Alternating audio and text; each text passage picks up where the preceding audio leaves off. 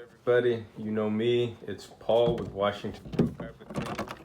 Hope everybody's doing well today and enjoy the video.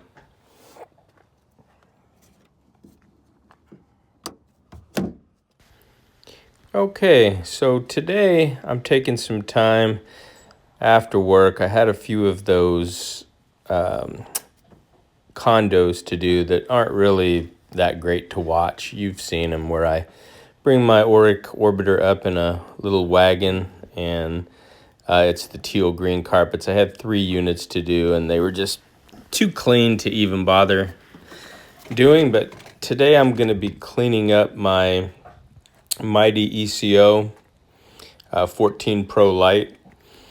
I'm not 100% sure what's going on, whether it's the Malish driver, which Malish driver, pad driver, is those red bristles at the bottom of that's what the driver is, I guess.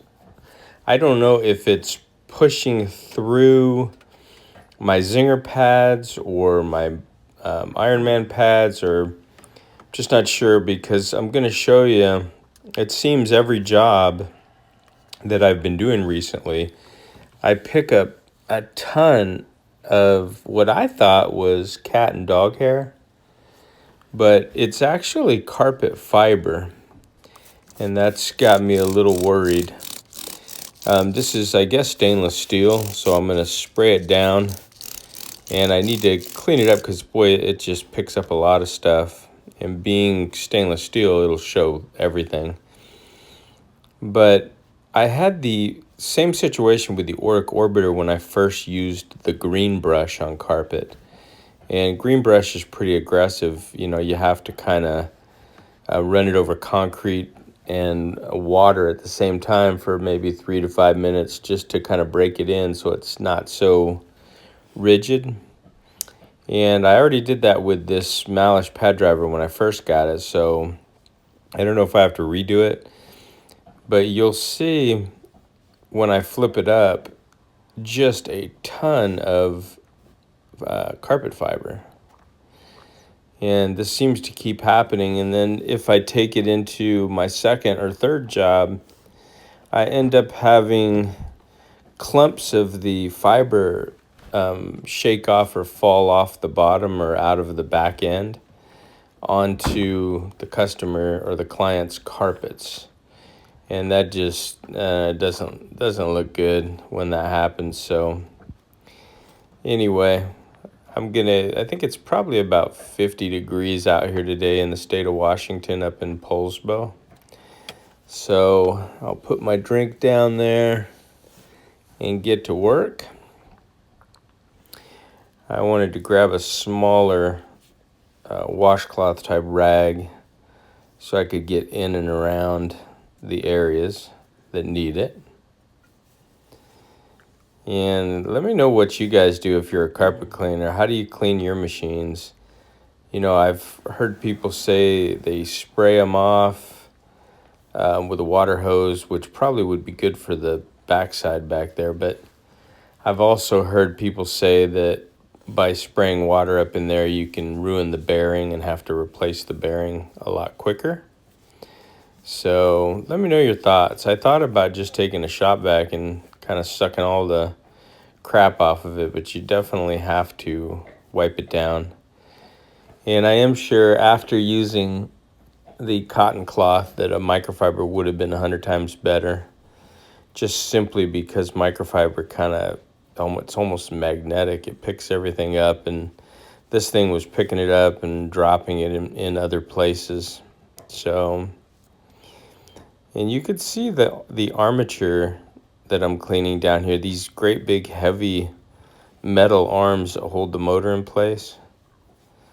There's where a lot of your weight is right there. That thing, that and the 1.5 horsepower motor.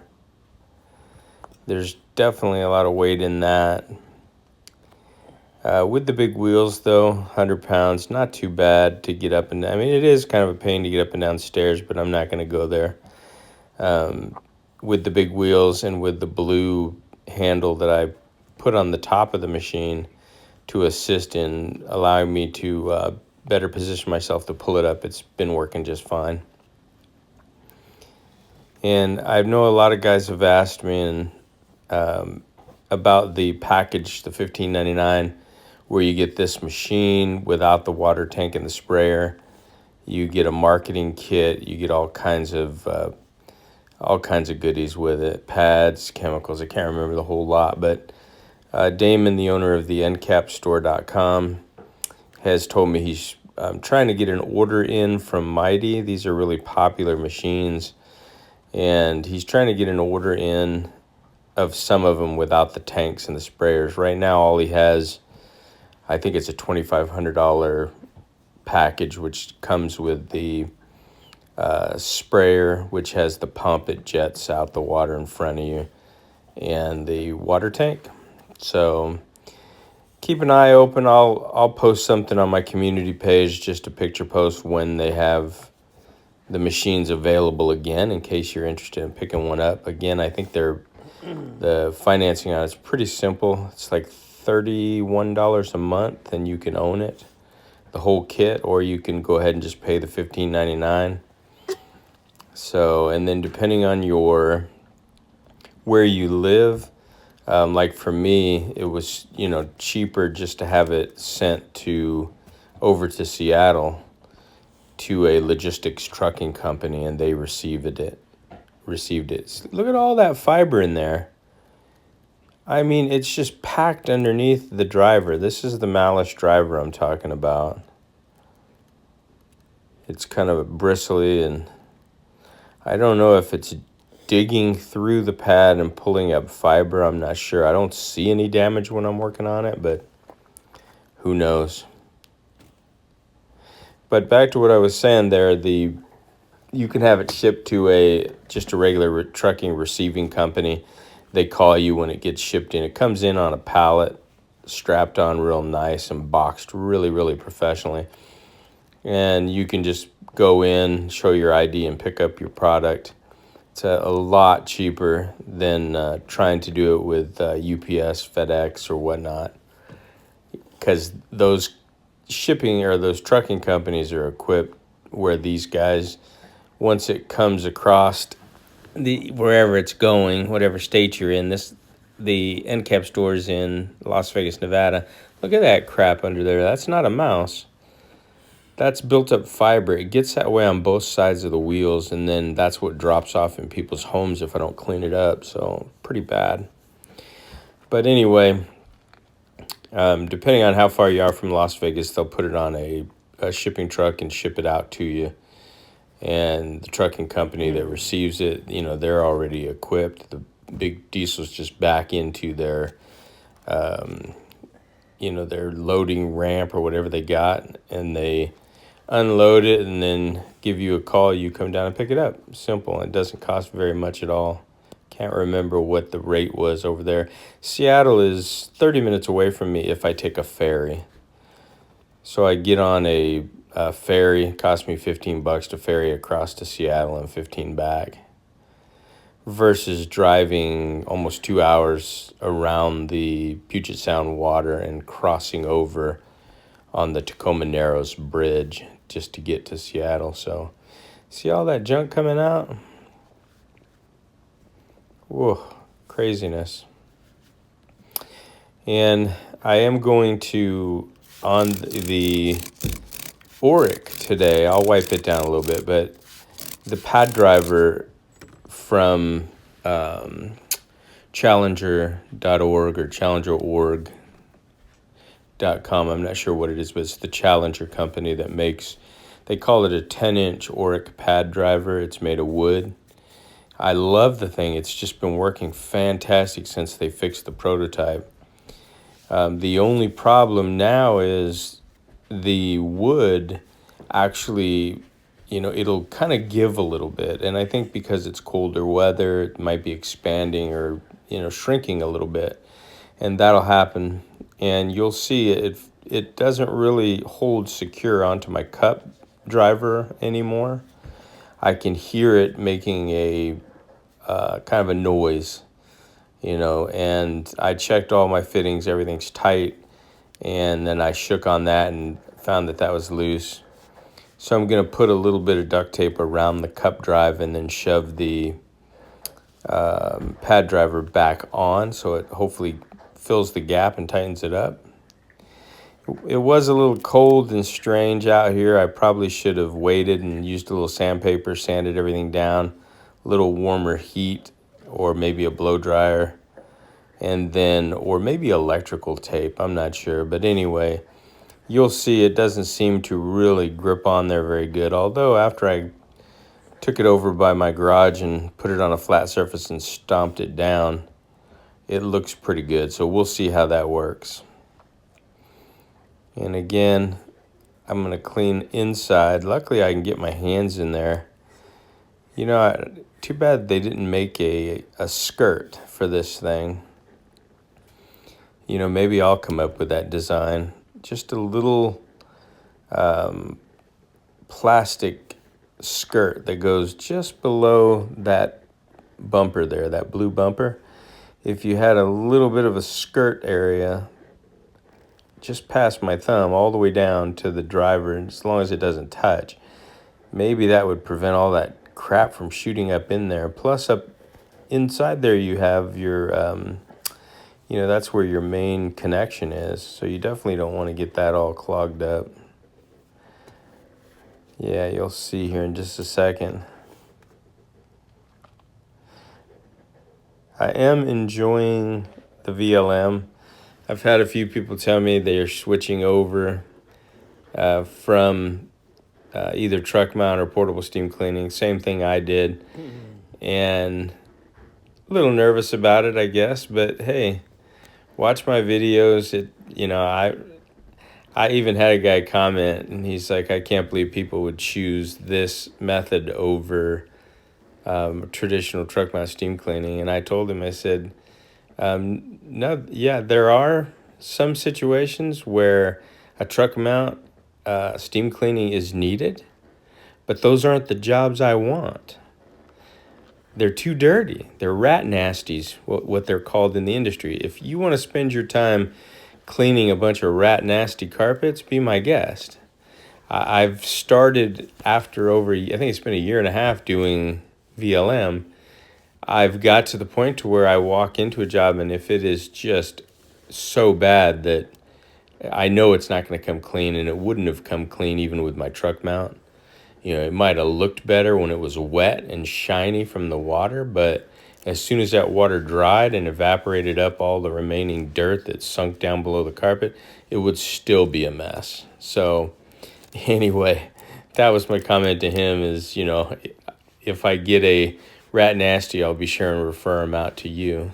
And it's the truth. You know, I mean, that's the best answer that you could give to somebody who runs a truck mount. You know, there are some truck mount guys that already figured it out, like Courtney from Truman Steamers. He works for high-end clients. 95% of the jobs he walks into, the carpets look clean. He could VLM them and be in and out of there, but he steam cleans them. And, I don't see him doing any rat nasties. So most of those rat nasties are the low-end guy. Maybe you went out and bought a $5,000 used truck mount, shoved it in an old beater van, and he's on Craigslist. And that's all he sees is rat nasties. And a lot of times those Craigslist people, they don't appreciate all the hard work and effort you do like a higher-end client would. So, again, not everybody wants Mercedes-Benz. There are some people out there that prefer Ford or Toyota. But the VLM business and this Mytee Eco, we're on the upper end of VLM here. We're pretty much the Mercedes-Benz or the Louis Vuitton bags versus a regular Walmart $15 purse. What do you want? And then this pad goes up underneath. This is just a fiber pad. In fact, I found a bunch more of these out in my workshop. I'm going to probably start using these, I think, because the Zinger, the red scrubbing strips, they actually feel like this kind of pad material, the fiber pad. So I'm thinking, why not just use the whole pad, even though you really, it's difficult to wash them. They don't last that long, but I'm going to give them a shot, so you'll see some of that stuff in my videos. There you are, both machines looking good. Just got to keep them that way. And I got to do some laundry, and I keep towels on the, I wrap a towel around the motor of the Mytee ECO, because I noticed up here in state of Washington, I get a lot of condensation, and I noticed a lot of buildup and condensation around the machine. And even though I don't think it would hurt anything, I think it's better just to wrap it in a towel, and that keeps it dry, so I don't have any rust issues or any problems with any of the mechanical stuff. There you can see that rag's just nasty. I should have used a microfiber. And I have plenty of microfibers. I don't know why I didn't do it, but anyway. I have some other stuff. I'll wake up early in the morning and I'll write down a list of things I want to do. Went and knocked out 3 of those condos. Decided not to film those. Got home and I wanted to make sure I cleaned the Mytee up. I have a job coming up. Here's a tip for you guys too if you're in the carpet cleaning industry. I got a call to do a bid on the AT&T stores, the cell phone stores around my local area. And I went out and I put my bid in, and I'll just tell you what the bid is. I mean, I did 75 cents a square foot for the showroom. I think it's 1,000 square foot. And then they have a tiny, and it's commercial carpet, that gray glue down. Then they have a tiny back room, which couldn't be more than 50 square foot with a bathroom adjoined to it. It's kind of crazy in those stores in my area. Anyway, here's the rim where it's kind of loose. I'm going to see if I can put a fix to that, put a little tape around it. But anyway, the marketing director or the district manager said that this is the time of year they like to get their carpets and their VCT tile cleaned, and that they were going to start taking bids. So I went out there early and got the bids in, and I ended up winning the bid. So I'll show you one of those locations. I'm going out on actually Sunday morning at 7 a.m.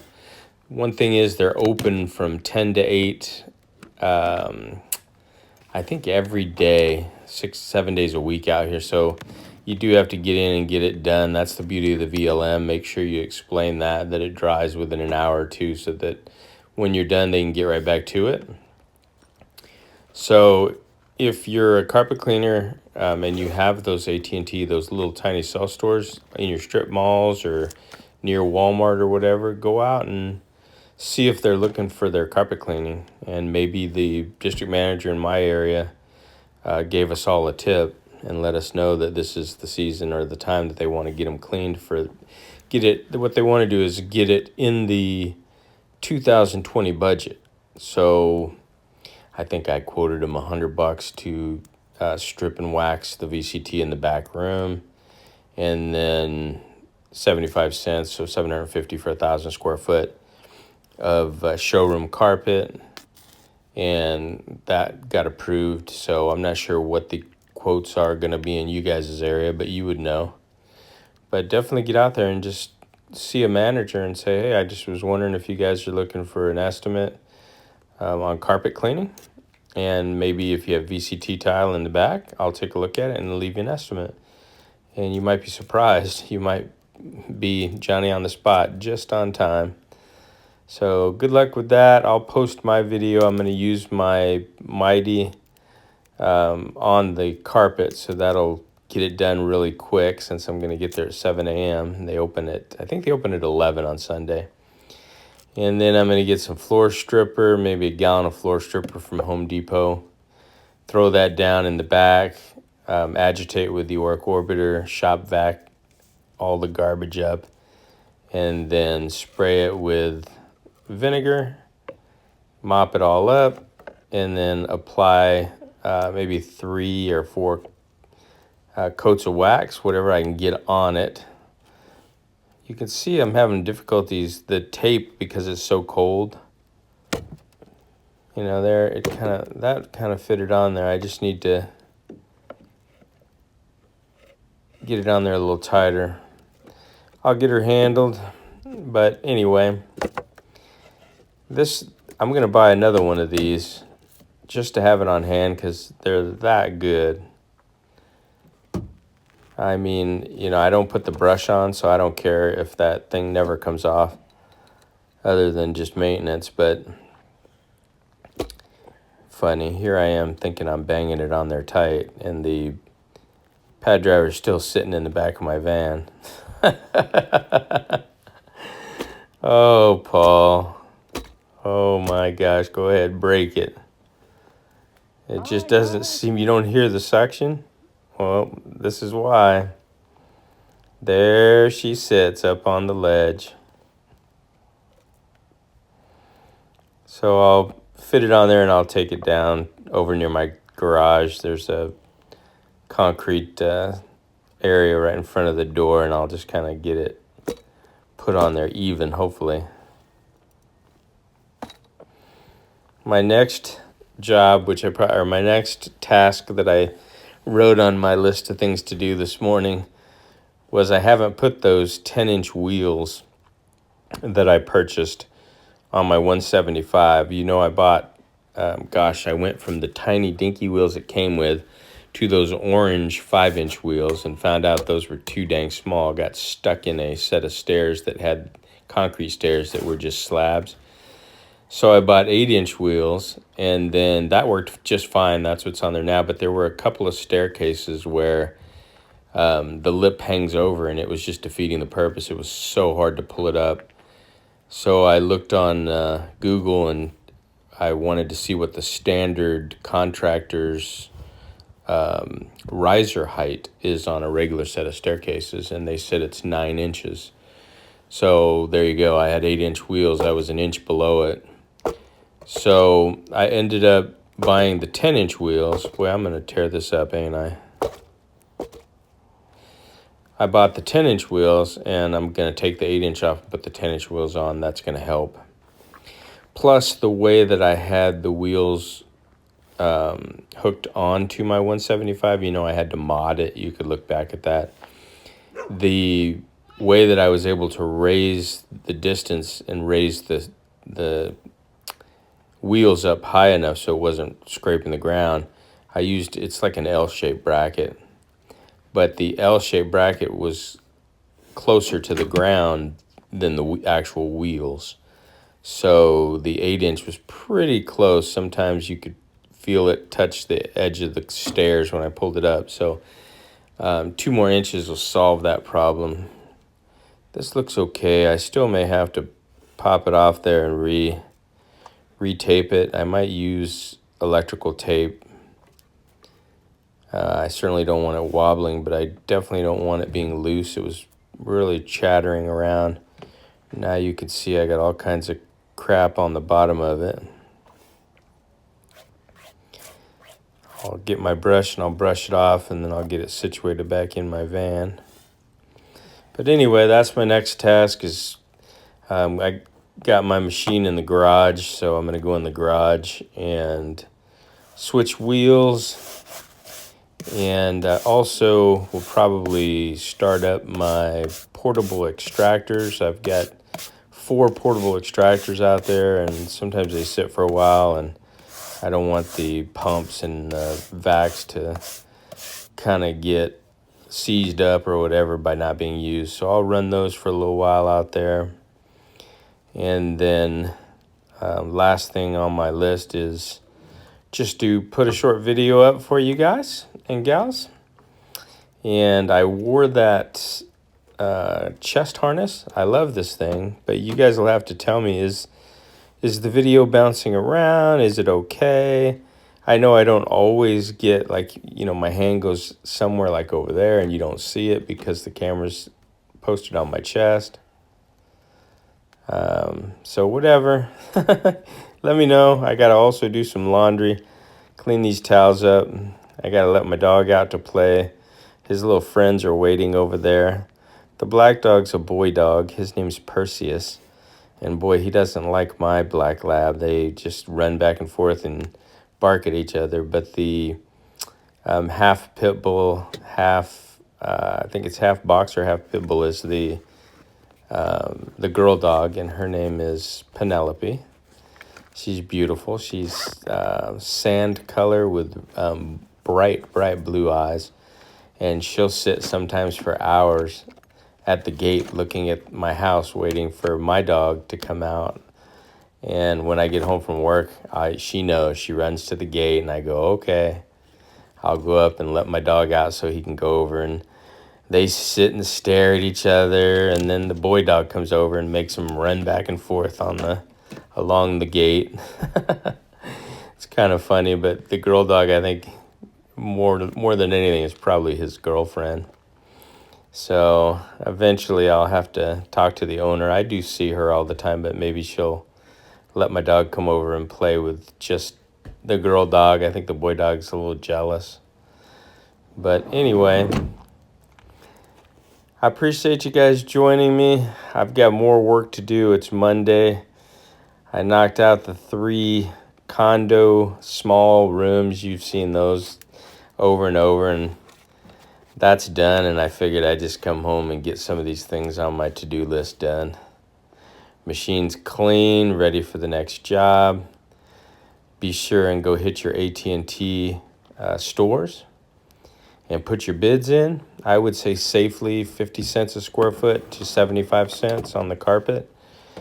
And you do want to explain that that's for everything. Tell them that's for cleaning, deodorizing, and anti-resoiling protectant, because all that's in your Green Dragon anyway. It's got the cleaner, it crystallizes, it's anti-resoiling agents, and it also has a mild lemon deodorant, the one that I use. So there you are. Have a fantastic day. I'll see you all in my next episode. If you haven't already done so, please consider subscribing.